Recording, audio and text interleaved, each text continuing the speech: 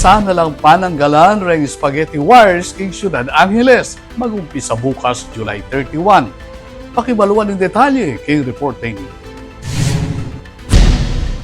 Mag-umpisa na bukas, July 31, impa maglinis o clearing operations karing salbag-salbag at buknul-buknul a kabli karing awson ng spaghetti wires karing manimunang dalan king Angeles City.